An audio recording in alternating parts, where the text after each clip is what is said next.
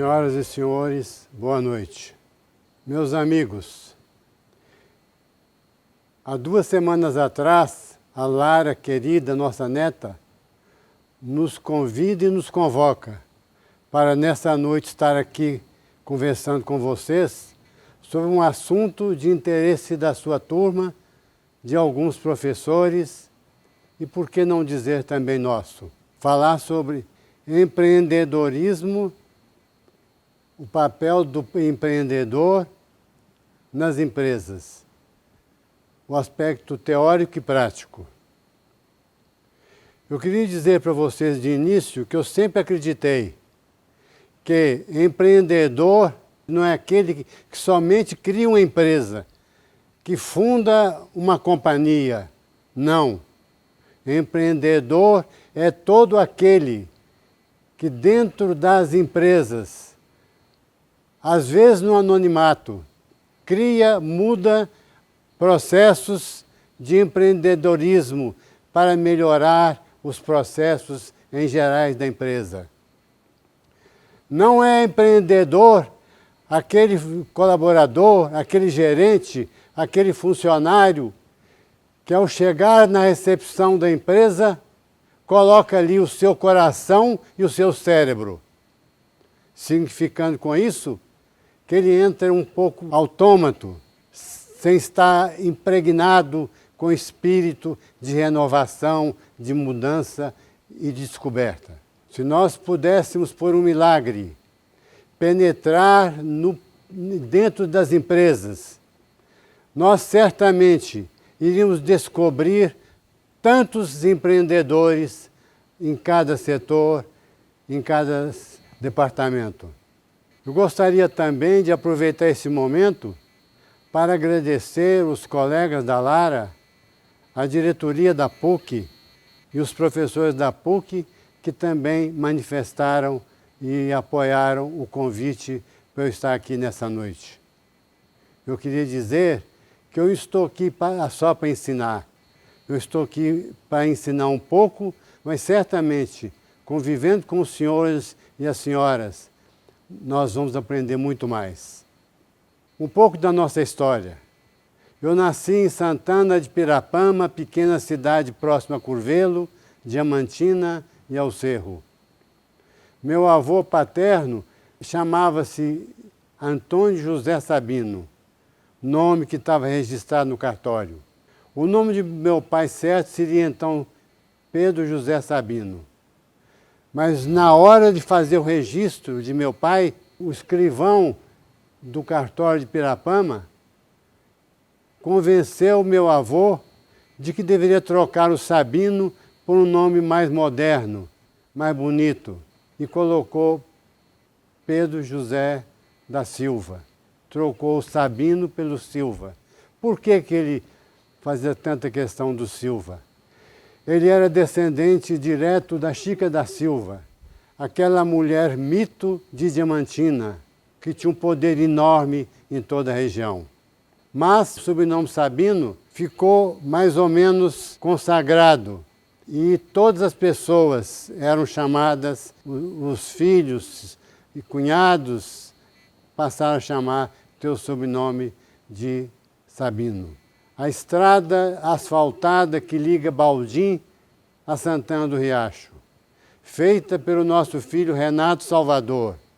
Essa estrada ganhou uma homenagem especial do então governador Anastasia, que colocou nessa rodovia o nome Rodovia Pedro Sabino.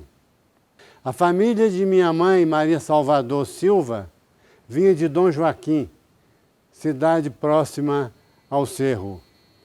Ela estudou em Conceição e ela foi também a minha primeira professora na Fazenda Santa Cruz, no início da leitura e da escrita.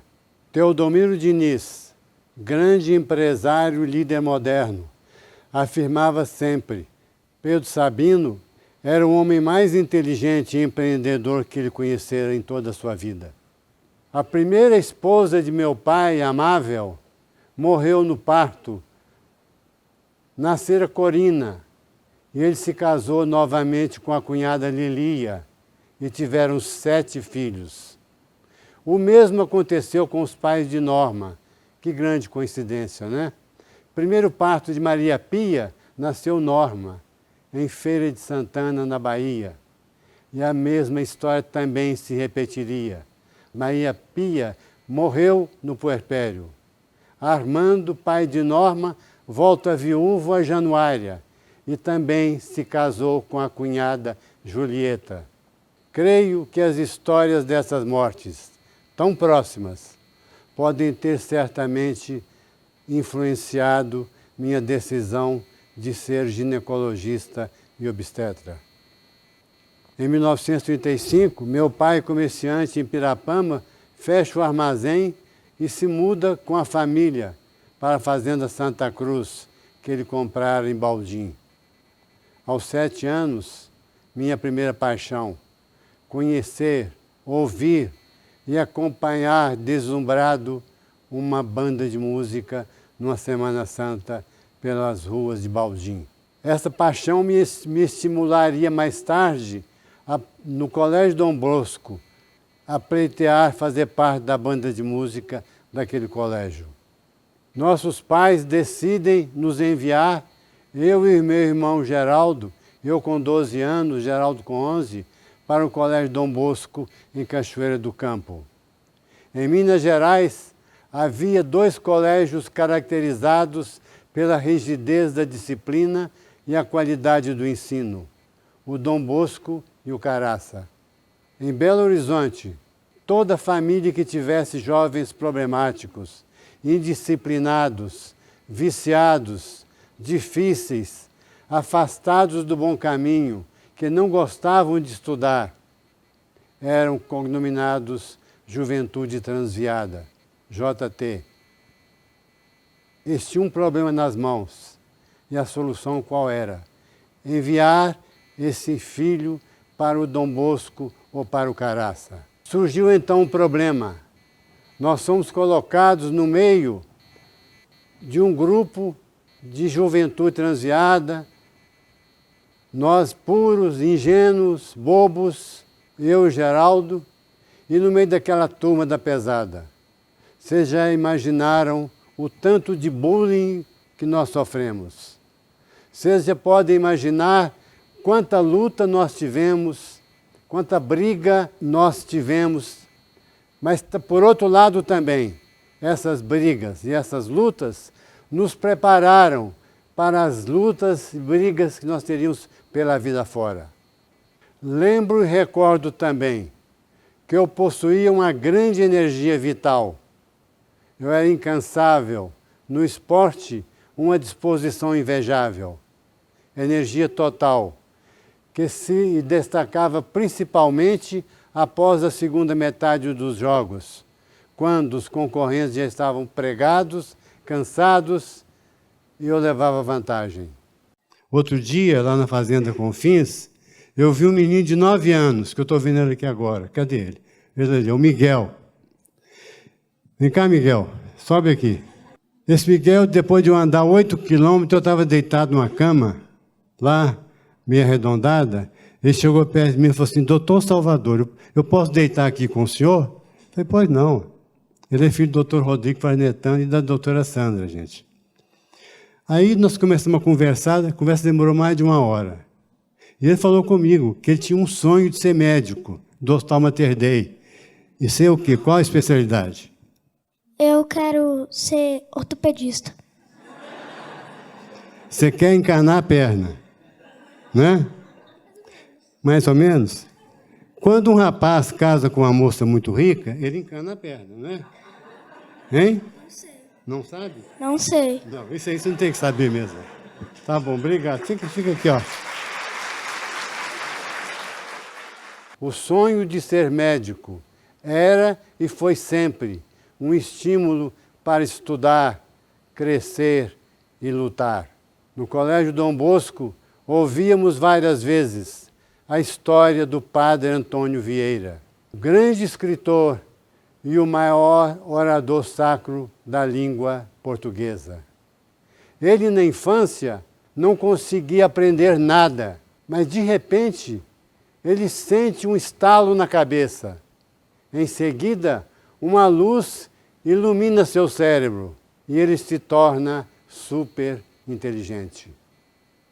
Meus amigos, como eu sonhava, como eu rezava para ter esse estalo na cabeça. Esse estalo de Vieira. Mais tarde eu descobri o sentido e a palavra que traduzia esse estalo de Vieira. Esse sentido desse estalo significava uma coisa, o desejo. E nesta noite eu já colocaria para vocês uma condição fundamental para vocês que querem ser empreendedor. É o desejo de querer ser empreendedor. Nesta noite, meus amigos, eu acrescentaria ao desejo duas outras palavras fundamentais. Nunca desistir, persistir sempre. Em 1946, nós fomos transferidos do Colégio Dom Bosco para o Colégio Anchieta, aqui em Belo Horizonte, onde conheci o Zé Elvésio, em fevereiro de 46. Dr. Zé Elvésio se tornou nosso amigo para sempre, para toda a vida. Anos mais tarde, ele conheceria na nossa residência a doutora Vandira, com quem se casou. Foi competente e dedicado diretor administrativo do Mater Dei por mais de 30 anos. No primeiro e segundo ano científico, eu trabalhava na Sul América Companhia Nacional de Seguro de Vida, situada ali na Avenida Afonso Pena, naqueles dois prédios, perto do Parque Municipal. Eu tinha como chefe o Dr. José Duarte Moreira Pena, pai do Dr. Jefferson Torres Moreira Pena, nosso coordenador da Clínica Médica 1. À noite, eu estudava no Colégio Anchieta. Repetindo, início da vida de estudante e profissional. Não foi fácil. Morávamos na Lagoinha, na Rua Diamantina 986. Íamos para o colégio diariamente a pé, de bonde ou de ônibus. Precocemente, descobri que as pessoas que viajam no ônibus superlotado, exprimidos, desconfortáveis, e as pessoas que passam ao lado num carro confortável, parece que estão vivendo em planetas diferentes. Trabalhava muito, muito mesmo, com energia e entusiasmo. A palavra entusiasmo tem um significado. Ela vem do grego e significa Deus em nós. Até os 30 anos, jamais conhecera o cansaço. Médico trabalhando muito, dormia em média 4 a 5 horas por noite. E foi então que eu descobri uma novidade, que nós podemos nos adaptar a essa situação, dormir menos e não sentir depois a necessidade de dormir mais. Fiquei 12 anos sem tirar férias. Norma e os 4 filhos eram levados nas férias para a fazenda dos avós em Feira de Santana, na Bahia. Parei de trabalhar na Sul América no terceiro científico para concentrar no vestibular.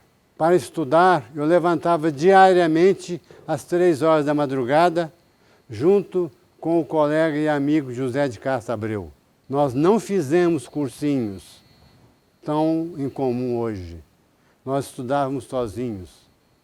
Em 1951, fizemos o vestibular para medicina e passamos na UFMG e nas ciências médicas, que naquele ano era o seu primeiro ano de funcionamento. Também em 1951, no final do governo Américo René Gianetti, fizemos um concurso para ser escriturário da Prefeitura de Belo Horizonte. Passamos e fomos transferidos depois para o Hospital Odilon Beres. Comecei trabalhando na recepção do Hospital Municipal como recepcionista. Depois consegui a transferência para o laboratório, chefiado pelo bravo, exigente, torcedor americano e competente Dr. Edgar Antunes Cerqueira, que mais tarde seria o fundador do Laboratório São Marcos. Posteriormente, fiz residência médica, trabalhando muito em tempo integral na área de ginecologia e obstetrícia, chefiada pelo Dr. Henrique Machado Horta, meu grande mestre.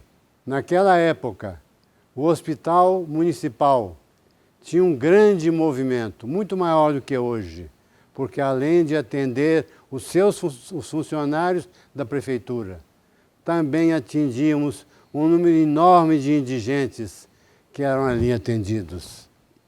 Sendo desses indigentes, várias empregadas domésticas. Quando começamos a atender no consultório particular, emprestado sem ônus pelo Dr. Henrique Horta, tivemos uma grata surpresa. Muitas vezes, as clientes que iam nos procurar eram aquelas antigas empregadas que nós atendéramos um dia lá no Hospital Municipal. Atendendo bem, elas passavam a ser as nossas, com entusiasmo, fazer a nossa indicação para as suas patroas. E vem o 6º ano de medicina. Sonho grande de todo estudante de medicina. Viagem à Europa. Recursos financeiros ninguém possuía. Numa turma de 100 alunos, eu fiz uma pesquisa perguntando quem daqueles 100 gostaria de tentar viabilizar uma viagem à Europa. Somente 20 responderam positivamente. Interessados.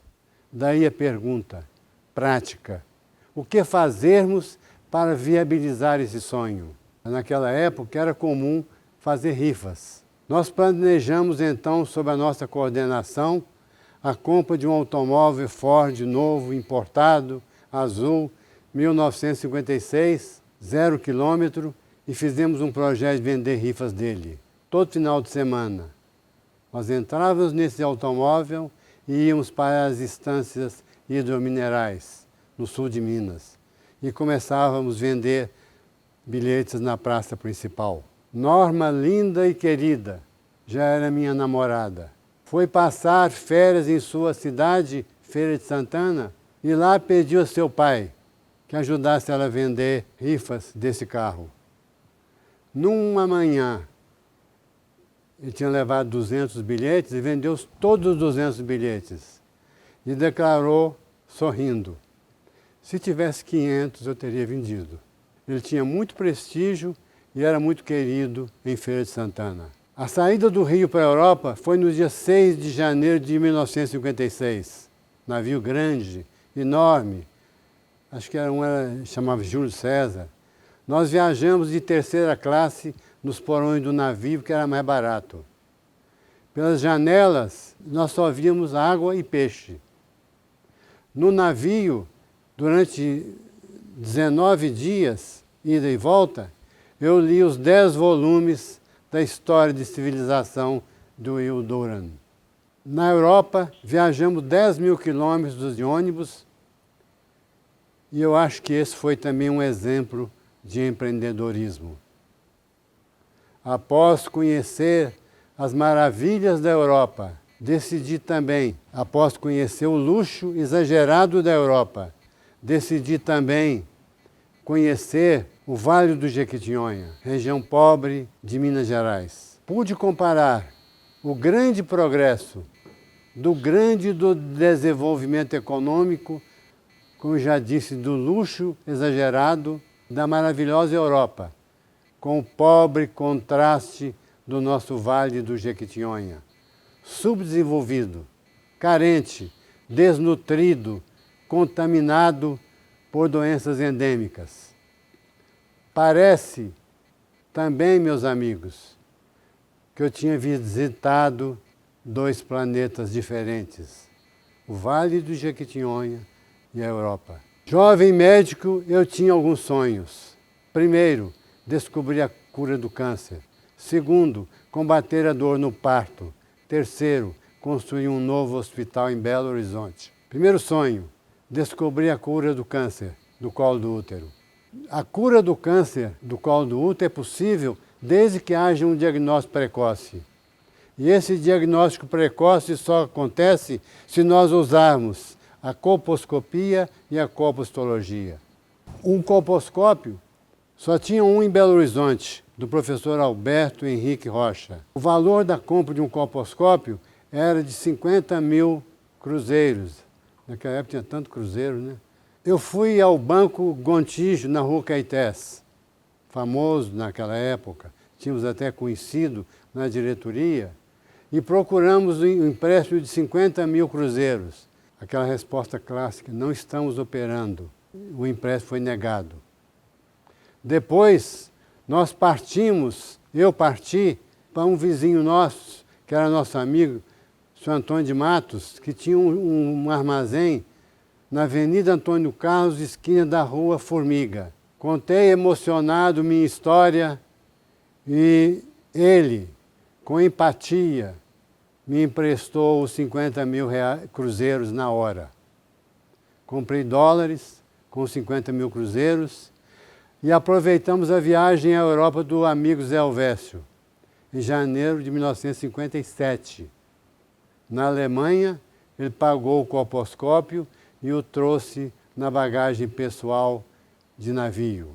Como eu já disse, em Minas Gerais só havia um colposcópio, que pertencia ao famoso professor Alberto Henrique Rocha. E esse colposcópio nos ajudou a curar muitos cânceres precocemente no seu estado inicial de carcinoma in situ. E ele até hoje permanece nos consultórios da Norma, Maria Norma e Márcia. Esse também eu acho que foi um exemplo de empreendedorismo na área da saúde que eu poderia colocar aqui hoje para todos os senhores e as senhoras. Sempre discordamos daquela condenação bíblica, parirás com dor.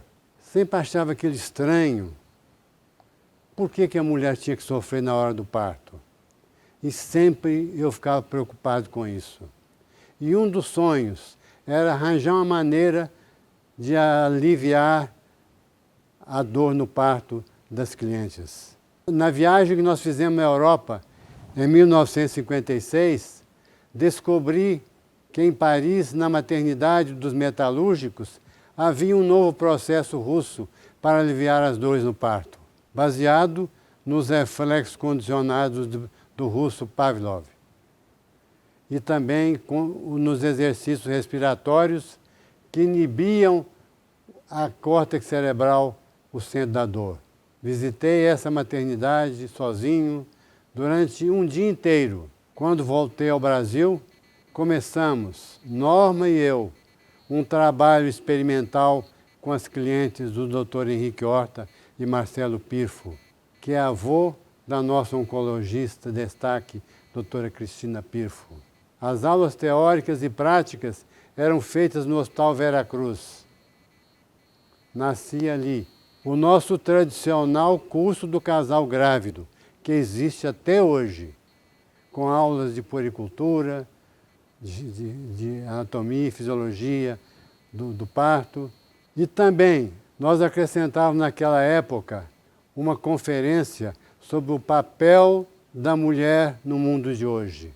Usando o método russo, os resultados práticos para aliviar a dor no parto eram variáveis, muitas vezes insuficientes, daí partirmos para a analgesia medicamentosa no parto. Todos os medicamentos usados no parto devem respeitar 3 princípios fundamentais. Primeiro, não prejudicar a mãe nem o filho.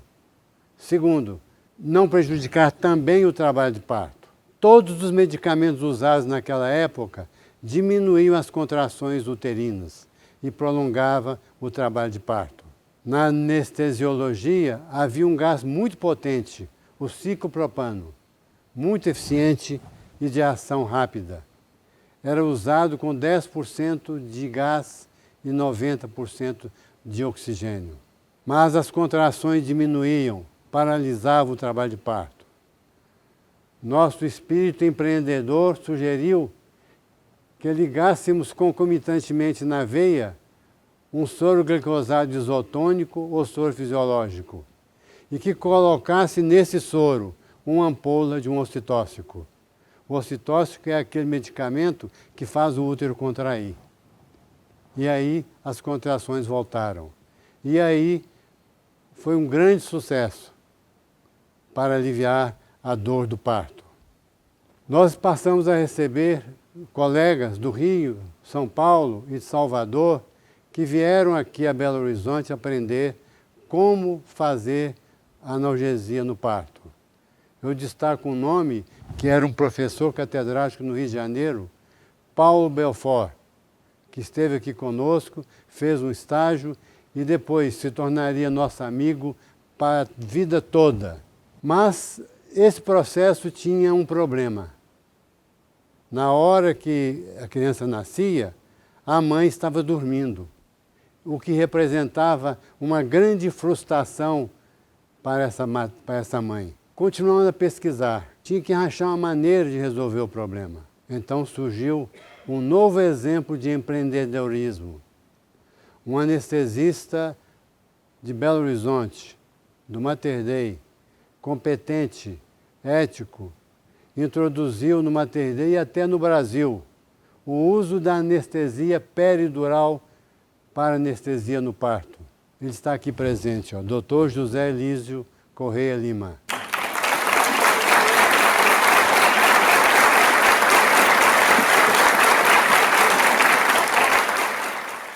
A grande vantagem é que a mãe não sentia dor, permanecia acordada, lúcida, assistindo e comemorando a alegria do nascimento de um novo filho. Nossa clínica, depois dessa descoberta, aumentou demais, cresceu demais, ampliava rapidamente e passou a ser a maior clínica particular de Belo Horizonte. Como médico, fiz mais de 20 mil partos na clínica particular. Naquela época, não existia o controle da natalidade.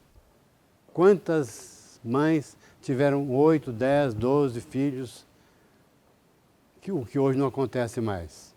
Várias clientes curiosas me perguntavam, com frequência, e insistência mesmo, o senhor não tira férias? Eu passei 12 anos sem tirar férias. O senhor não vai à Europa?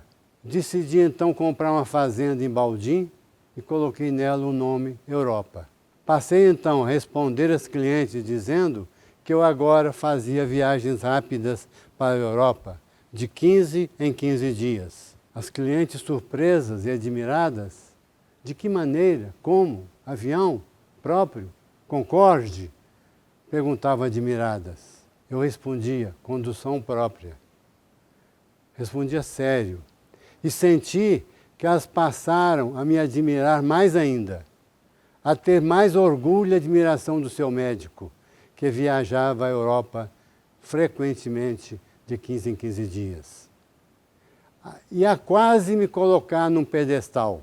A decepção foi enorme quando decidi esclarecer que Europa era o nome da minha fazenda e que o meu veículo era um Chevrolet velho 1941 e depois um outro 1948. Norma e eu dávamos 2 plantões cada um por semana na maternidade Odete Valadares, aqui ao lado. Fica a 12 metros daqui, ao lado mesmo. Ela dava 2 plantões diurnos e eu 2 plantões noturnos por semana. À noite, Norma tinha que dormir em casa com os filhos Henrique, Renato, Maria Norma e Márcia.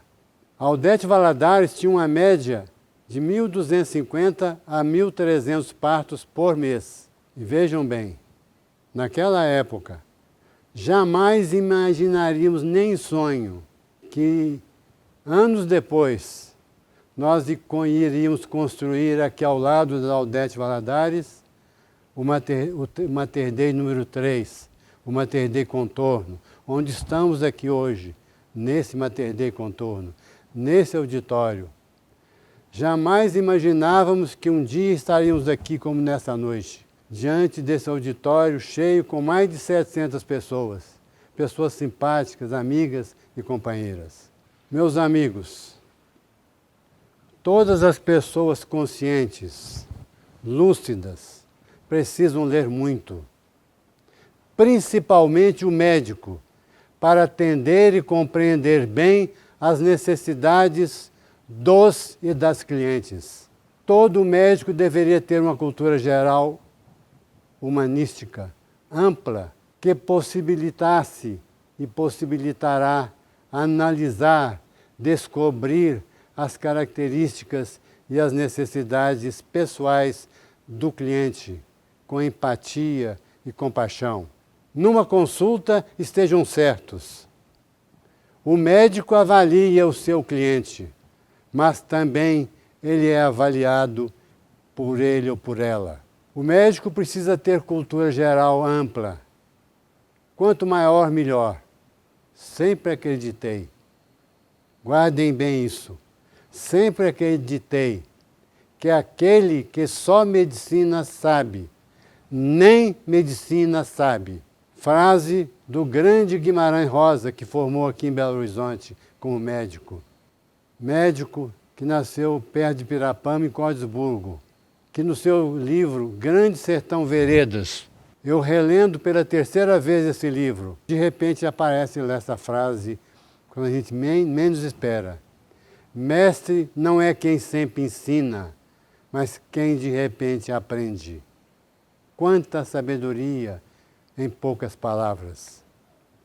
O hábito de ler precisa ser estimulado desde a juventude, todos os anos. 6 meses antes do meu aniversário, eu pedia a meus filhos um presente especial, muito especial. Eu pedi a eles que lessem um livro previamente escolhido por nós. No dia do aniversário, no almoço comemorativo, cada filho publicamente analisava, criticava, depreciava aquele livro. A análise final começava pela mais nova, a Márcia, para o mais velho, o Henrique. Era também um aprendizado e um treinamento para aprender a falar em público. Sugiro que esta postura e esta medida salutar poderia e poderá ser repetida pelo futuro dos nossos descendentes. E não só para os nossos descendentes, para todos que estão nesse auditório. É muito importante despertar o interesse e o hábito da leitura. Todo profissional que lê mais tende a se aproximar naturalmente de pessoas mais cultas, diferenciadas, comprometidas, idealistas, artistas, escritores, políticos, etc. Nós sempre buscamos e adotamos e fomos premiados por essa estratégia. Chegamos a fazer parte de um excelente grupo de intelectuais de prestígio, muito conhecidos em Belo Horizonte. Aprendíamos tanto e nos beneficiávamos tanto, muito mesmo, nesse convívio. Com frequência, nos reuníamos no convento dos dominicanos à noite no alto da Rua do Ouro, ou em nossas próprias residências. Éramos aproximadamente 30 casais. Em cada reunião, uma pessoa convidada ou do nosso grupo preparava uma apresentação, uma palestra sobre um tema de interesse geral, comum, tais como economia, política, filosofia, artes, sociologia, religião ou saúde. Eu me recordo agora que uma das minhas primeiras apresentações nesse grupo foi sobre controle da natalidade. A possibilidade e a descoberta de métodos anticoncepcionais foi uma revolução em toda a convivência humana no mundo inteiro. Por quê? Porque passou a permitir o planejamento. E mais do que isso, passou a permitir a libertação da mulher. Na Revolução de 64 houve denúncias e fui convocado para responder a inquérito e processo no 12B1, BI, situado à Rua Juiz de Fora, 990. Na primeira página do jornal Estado de Minas vinha escrito: intimação, José Salvador Silva, que se encontra em local ignorado e não sabido, embora eu estivesse atendendo todo dia no consultório, embora eu estivesse atuando nos hospitais diariamente, isso é o que estava escrito. Compareci só ali na Rua Juiz de Fora 990, que hoje é o nosso caminho diário para ir do Mater Dei Santo Agostinho para o Mater Dei Contorno. Está lá a placa, no endereço acima, na data e horário programados. 5 oficiais do Exército me arguíram durante 2 dias e meio, sob muito estresse e pressão. Dr. Célio de Castro, médico famoso, ético, vivia a mesma situação e era vizinho na sala ao lado. Ele era presidente do Sindicato dos Médicos de Belo Horizonte e foi condenado e preso 3 meses em Juiz de Fora. Mais tarde, Célio de Castro seria eleito deputado federal e prefeito de Belo Horizonte. Para nossa honra, Célio de Castro foi o primeiro chefe e fundador da clínica médica do Mater Dei em 1981. No terceiro dia, eu fui dispensado. Quando eu passava na saída pelo corredor, um dos oficiais que participavam do inquérito chegou perto de mim e falou assim: Doutor Salvador, eu sou o Coronel Pinheiro, sou pai da Vânia Pinheiro, sua cliente. Meus 3 netos nasceram com o senhor. Surpreso, fiquei emocionado, com um nó na garganta, e desci a pé, sozinho, pela Rua Juiz de Fora, até chegar ao Hospital Veracruz para visitar as clientes. Mais tarde, encontrei o Coronel Pinheiro numa festa de crianças. Perguntei para ele: Coronel, o que houve? Por que aquele inquérito de 1964? Ele, relaxado, tranquilo, me falou: Salvador, aquilo foi denúncia de colegas invejosos. Para realizar o último sonho, construir um hospital novo em Belo Horizonte, fracassei várias vezes. Primeiro fracasso. Fracassei quando um grupo de médicos do Hospital Municipal resolveu fundar o Hospital Samaritano, situado no início da rua Itapecerica, na Lagoinha. Eu era recém-formado, mas mesmo assim fui nomeado diretor administrativo daquele hospital. 2 dos nossos estagiários, estudantes de medicina, se tornaram muito conhecidos e famosos. O professor da Faculdade de Medicina, UFMG, professor Alcino Lázaro, e o Dr. Marcílio Magalhães.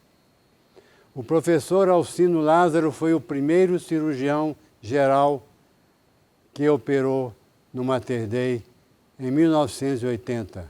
Como professor, Alcino Lázaro foi sempre um exemplo de cultura, competência, dedicação, brilhantismo e ética para todo o Brasil.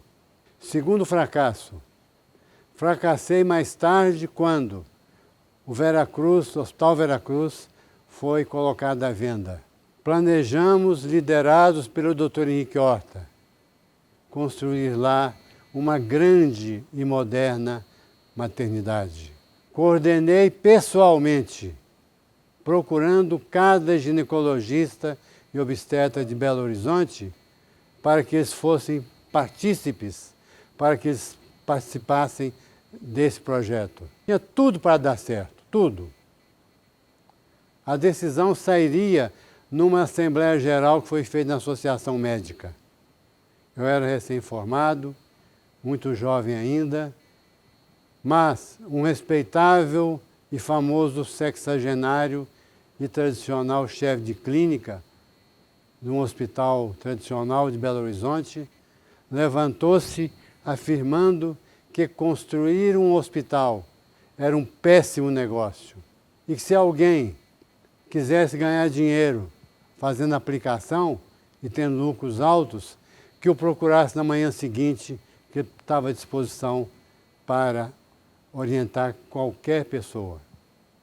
Foi uma ducha fria. Lembro que o doutor Henrique ficou calado. E aquele projeto da maternidade morreu naquela noite. Terceiro fracasso. Fracassei quando famosos profissionais, a maioria com formação muito grande no exterior, decidiram construir o Hospital Santa Mônica, hoje Belo Horizonte, na Avenida Antônio Carlos. Minha equipe estava lá desde o início. Nunca fui diretor do Santa Mônica. O Santa Mônica foi inaugurado em 1967. Muito mal administrado. Atendia mal aos clientes e muitos erros estratégicos foram cometidos. Mas foi uma grande oportunidade de aprender muito com os erros e as consequências do erro que eu presenciei naquele hospital. Quando fiz o Mater Dei e começou a dar certo, me perguntaram se eu tinha feito algum curso de administração e aonde. Eu respondi sempre. Eu aprendi em duas situações. Primeiro, com o Dr. Silvio Miraglia, presidente do Hospital Vera Cruz. Exemplo de presença, de competência, de dedicação. E aprendi muito mais ainda, talvez, com o Hospital Santa Mônica, onde eu via os erros acontecerem. E mais do que isso, eu via também a que o erro leva. O Hospital Santa Mônica foi a falência, mas valeu a aprendizagem. O último sonho, construção do Mater Dei. Um sonho corriqueiro, um sonho simples, é individual. Mas um sonho grande precisa ser compartilhado. Não pode ser só de uma pessoa. Compartilhado para que passe a ser o sonho ideal de mais e muitas pessoas. Nosso sonho foi compartilhado, virou força telúrica, estimulante. Esse é e foi o grande segredo do Mater Dei. Compartilhar o sonho com médicos, com gerentes, com colaboradores que aqui estão e que vivem o Mater Dei com entusiasmo. Eu já disse que entusiasmo significa Deus em nós. Última parte agora. Construindo diretamente a nossa residência na Rua Caratinga 471, desde o início. Aprendi muito a prática da construção civil. Esse aprendizado foi muito importante para, naquela época, criar a possibilidade de uma nova fonte de renda. Muito importante para o Mater Dei ser construído e mantido nos seus primeiros tempos. Sem isso, o Mater Dei não existiria. E quando eu comecei a dedicar à construção, eu via sempre clientes chegando e falavam o seguinte: doutor Salvador, estão falando que o senhor vai abandonar a medicina, é verdade? Estão falando que o senhor não quer mais ser médico, é verdade? A gente tem que, nesse momento, gente, ter uma força mental para enfrentar críticas da maneira que ela vier e não perder o foco. E é onde a gente quer chegar. O terreno do Mater Dei foi arrematado em leilão público no dia 24 de novembro de 1972, por R$ 2.142.700 cruzeiros, no auditório lotado da UFMG, na Pampulha. Esse valor, atualizado hoje, pelos índices oficiais, seria equivalente a 10 milhões de reais, segundo o Dr. Luiz Alberto Nascimento, nosso diretor de controladoria. A construção teve início em 1976 e a inauguração, 1º de junho de 1980, com os mesmos engenheiros que permanecem até hoje, Dr. Marco Senra e Arnaldo Sabino Silva, que em 1º de setembro próximo, sob a presidência do Dr. Henrique Salvador, iniciaremos o Mater Dei Salvador, Bahia. Toda a diretoria está envolvida. Projeto arquitetônico lindo da equipe do professor Zanettini de São Paulo. Em 1995, fomos fundadores do primeiro PAEX 1 da Fundação Dom Cabral. Surpresos ficamos quando informados pelo professor José Luiz de Santana que somente 10% das empresas vão sobreviver à terceira geração. 90% das empresas vão à falência ou desaparecem na terceira geração. Isso foi um grande alerta para nós. Junto com a Fundação e com a professora Elismar Álvares, começamos então a montar um processo sucessório da terceira geração. Nosso processo sucessório, de 1998, foi registrado em cartório e hoje é um exemplo para muitas empresas de Minas e até do Brasil. Esse contrato está sendo cumprido fielmente. É necessário que os 4 netos que optaram pela direção do Mater Dei trabalhem nos melhores hospitais do Brasil e, posteriormente, façam MBA em universidades tops dos Estados Unidos ou da Europa. José Henrique, Felipe e Renata já cumpriram todas as fases necessárias e já são diretores do Mater Dei. Lara, que está formando aqui hoje, se prepara para, em futuro próximo, seguir esse mesmo caminho. E para finalizar, a nossa crença fundamental.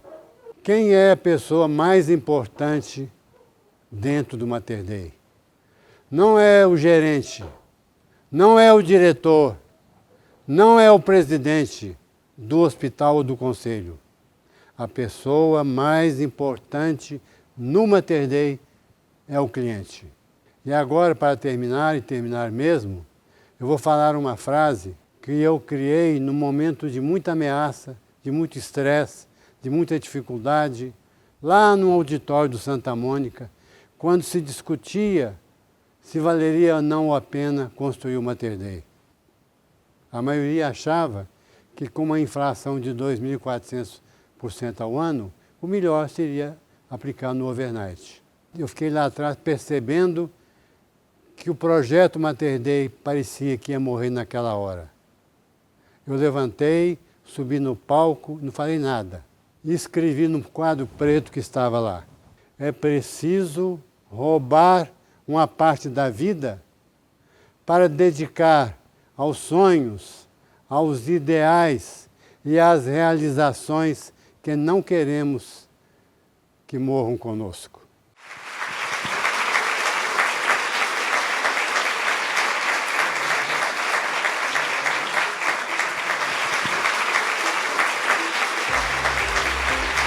Muito obrigado a todos vocês, viu, gente?